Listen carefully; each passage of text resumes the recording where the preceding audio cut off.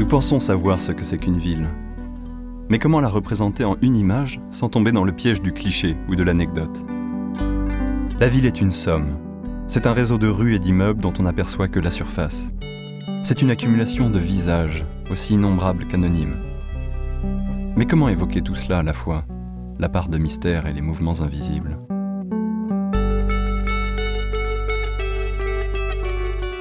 Pour notre exposition La Ville hors champ, nous avons réuni 5 artistes qui, chacun à leur manière, nous proposent de renouveler notre regard sur la vie urbaine. Nous vous invitons à vous immerger un instant dans leur univers créatif, en les accompagnant sur le motif ou en vous installant confortablement dans leurs ateliers.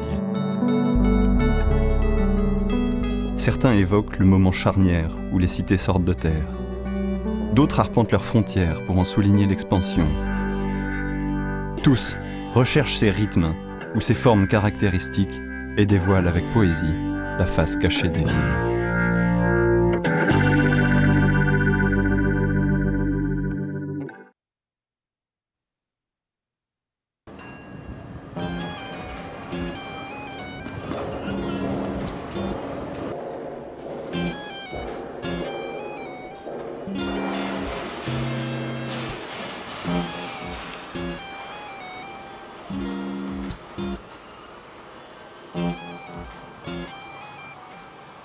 Frédéric Chaume se rend quotidiennement sur les chantiers pour les dessiner.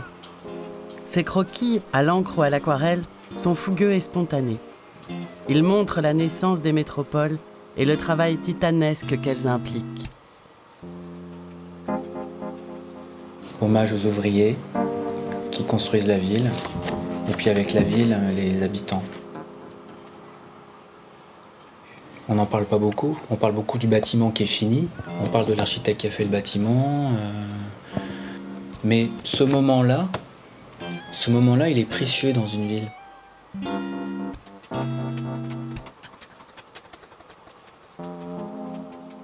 C'est une bête qui sort de terre, c'est magnifique, quoi. Avec tous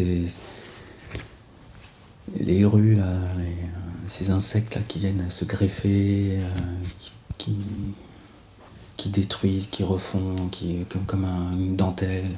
Et puis tous ces ouvriers autour, c'est génial. Ce formidable répertoire lui sert à composer ses gravures. Depuis le carnet jusqu'à l'estampe, les étapes sont nombreuses et lui permettent de perfectionner ses compositions. C'est un processus au long cours qui peut prendre plusieurs mois à l'artiste et qui ne laisse rien au hasard. La technique de l'eau forte est un éternel retour qui impose sa cadence et sa rigueur.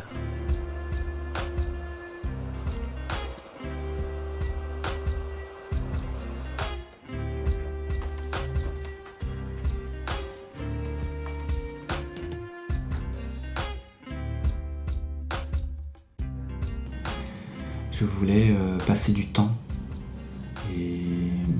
et revenir sur les lieux et utiliser un médium qui me permette justement de faire évoluer mon travail et de l'inscrire dans la durée. Et le mettre en contraste, en fait, parce que c'est une technique ancienne, et de pouvoir témoigner de ce qui se passe aujourd'hui dans la ville par ce médium, je trouvais ça intéressant. Enfin, pour moi, je trouvais ça intéressant.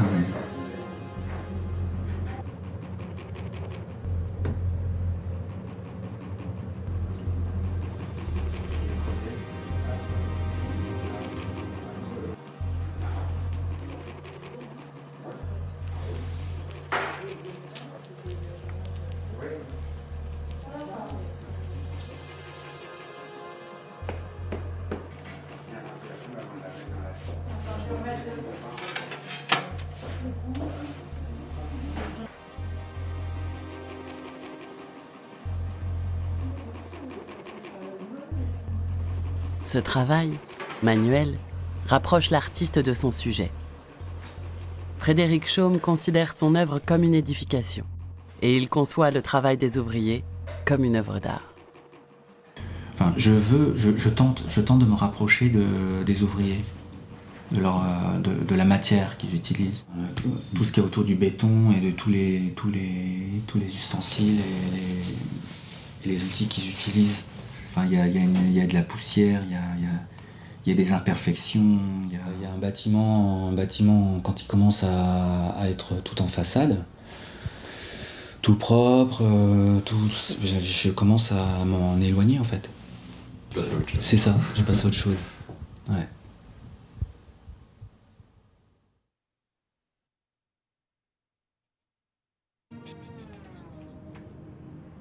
Pour chacune de ses créations, William Gay met en place des protocoles qui lui permettent de mettre en image des processus invisibles.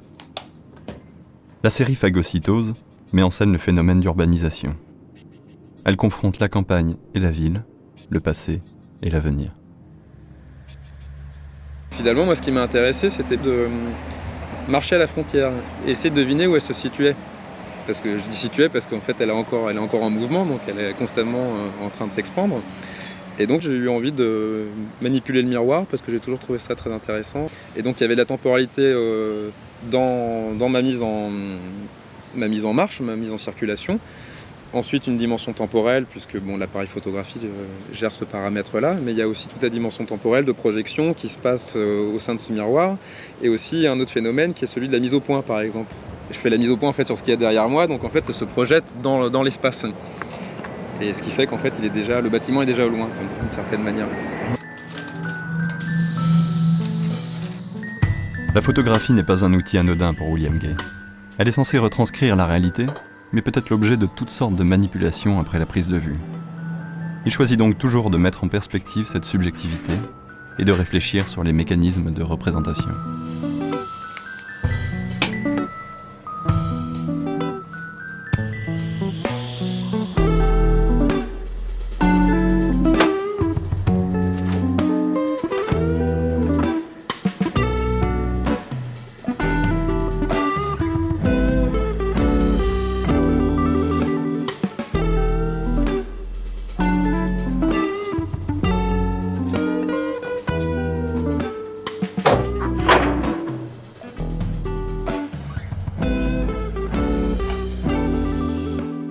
Pour son projet Ancienne pharmacie Mendong, l'artiste a dressé le portrait d'une rue commerçante de la banlieue de Yaoundé avant qu'elle ne soit rasée et englobée dans la capitale camerounaise.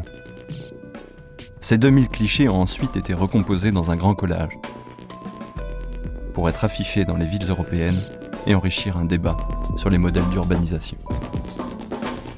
En fait, j'ai réalisé des portraits de tous les gens dans les boutiques, je les ai tirés, je leur ai ramenés, et en échange de quoi ils me permettaient en fait de prendre en photo leur boutique.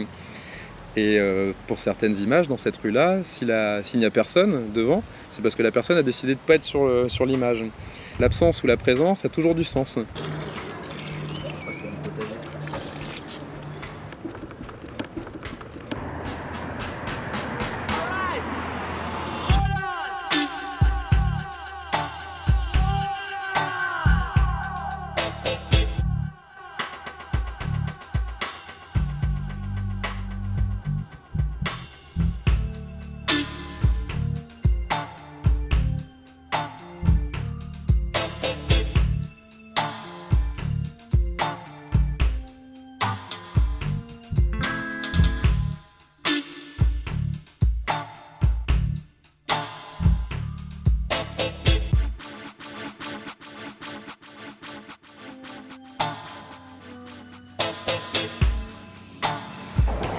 Une fois que ce collage est installé dans la rue, il fait sa vie.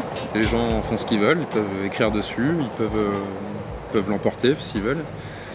Et moi je suis revenu après, quelques mois plus tard, là en l'occurrence pour ces collages-là, 3 mois plus tard, récupérer ce qu'il en restait. Et à partir de ces fragments-là, puisque tout est collé sous forme de A3, j'ai reconstruit pour la dernière fois ma rue. Là enfin, cette image-là, le collage qu'il en reste, qui est le fruit donc d'heures et d'heures de travail, est unique. Et ça y est, l'image est devenue un objet unique.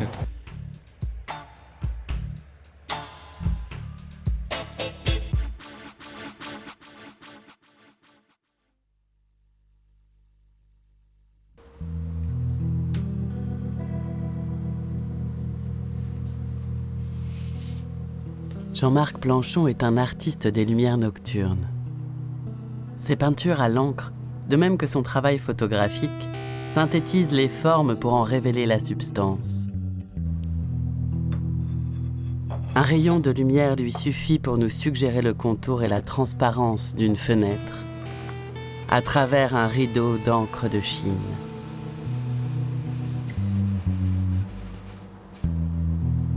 J'ai une vision du monde qui est très basée sur les valeurs et la lumière. Et il y a une telle nuance dans les encres japonaises que c'est un vrai plaisir de les travailler sur des papiers qui sont faits à la main, avec des pinceaux particuliers. Il y a une espèce de jouissance des matériaux qui est assez agréable. Il n'y a pas de retour, la trace elle est là, elle est faite. Les fenêtres, c'est toujours un endroit qui est un lieu d'apport ou de lumière. C'est un endroit par lequel on a une ouverture, une vision de quelque chose d'extérieur ou d'intérieur. Il y a le mystère qu'il y a derrière une fenêtre, toujours.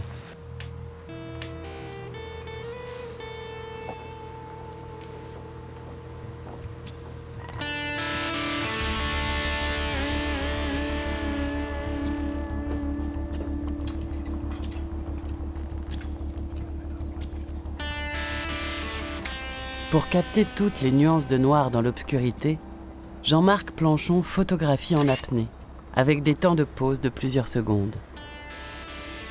La ville assoupie, émerge des ténèbres et nous dévoile sa face cachée.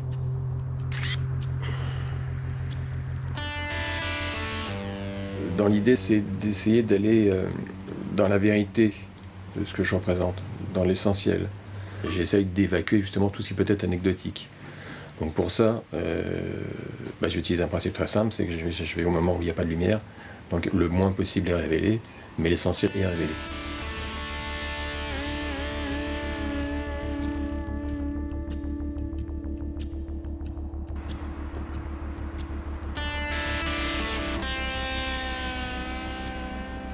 Au cours de ses pérégrinations, le photographe recherche inlassablement le motif qui ne racontera que son mystère. Un sujet sans narration, dont il révèle la présence dans une vibration poétique.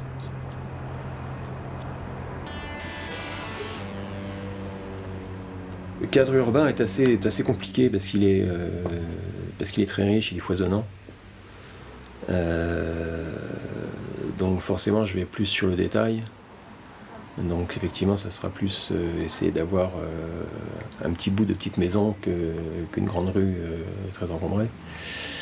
Un bouton de porte éclairé derrière un petit rideau de feuilles grimpantes. Pour moi, ça dit plus que l'ensemble dans la rue avec ses maisons, ses tailles, ses jardins.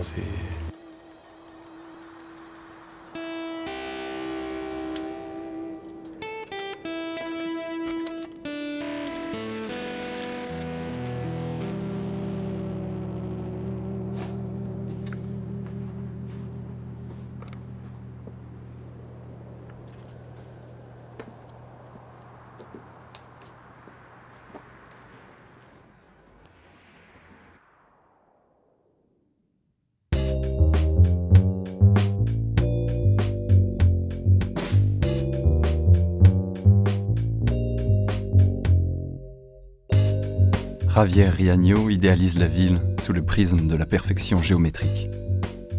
Ses gigantesques toiles et ses dessins à l'encre nous aspirent dans un univers de silence. Une vision utopique, rythmée par l'architecture.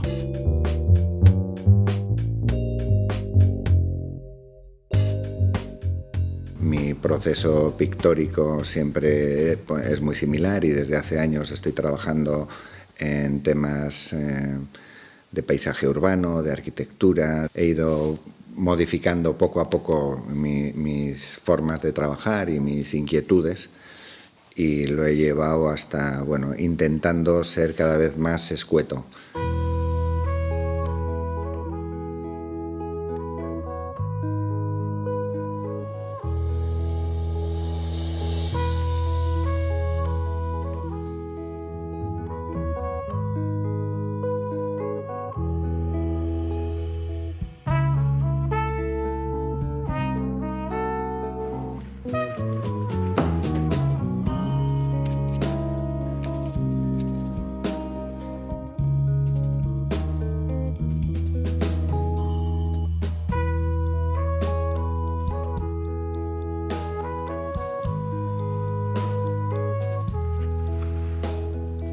Avec une grande économie de moyens, l'encre de Chine suffit à l'artiste pour restituer toute la richesse du spectre lumineux, le remous des eaux et ses effets de reflet.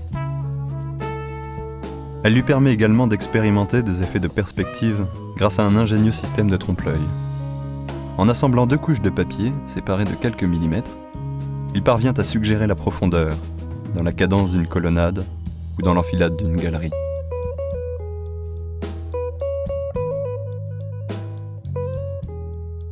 Desde esos bocetos iniciales que son primarios y que son muy básicos, los paso a una tinta y a otro formato, dándole algo de detalle y retirando cosas que no me interesan, y hasta que llega al lienzo, que ya es como el resumen de todo, ¿no? Que he hecho limpieza en el camino, me he planteado qué es lo que me interesa, si las luces, los colores, y a partir de ahí empiezo a trabajar.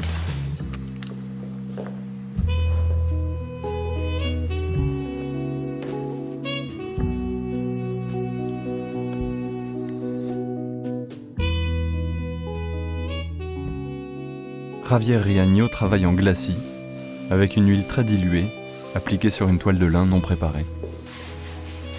Par des couches superposées et immédiatement estompées au chiffon, il donne à ses tableaux une texture et une transparence incomparables.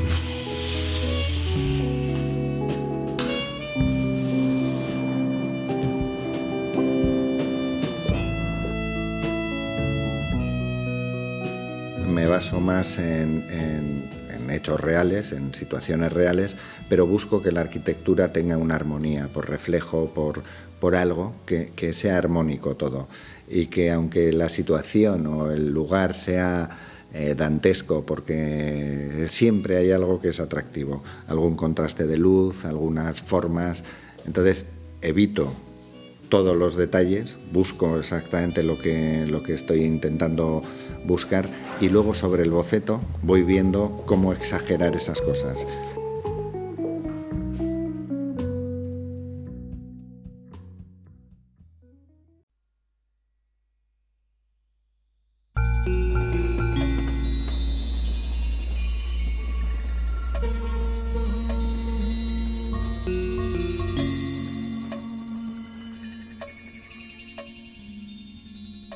Les photographies de Patrick Rimond mettent en scène les rythmes et les séquences de la ville.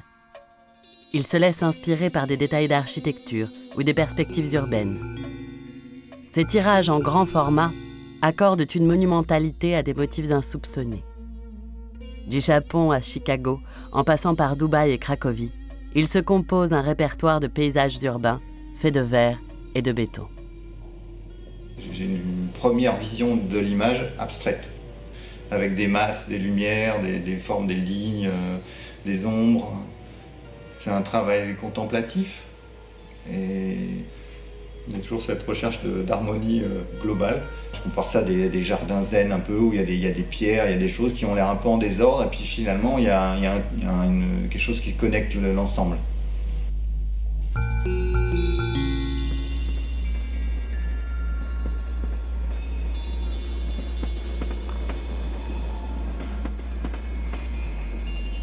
Les chemins de fer de la gare du Nord, pris en vue plongeante à travers des grillages, composent un ensemble de clichés que Patrick Rimond a qualifié d'hypnagogie.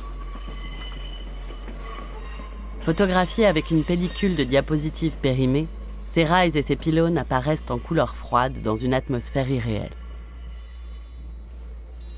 Ils s'offrent aux spectateurs comme une radiographie de la ville, une vision hallucinatoire de ces réseaux souterrains.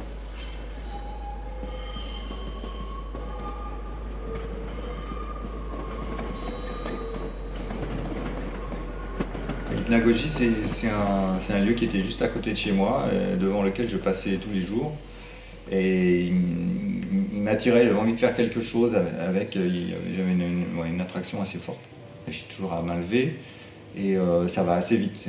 Donc je suis dans l'instinctif au moment de la prise de vue. Les images sont sélectionnées pour soutenir l'impression la plus importante que j'ai eue dans l'action.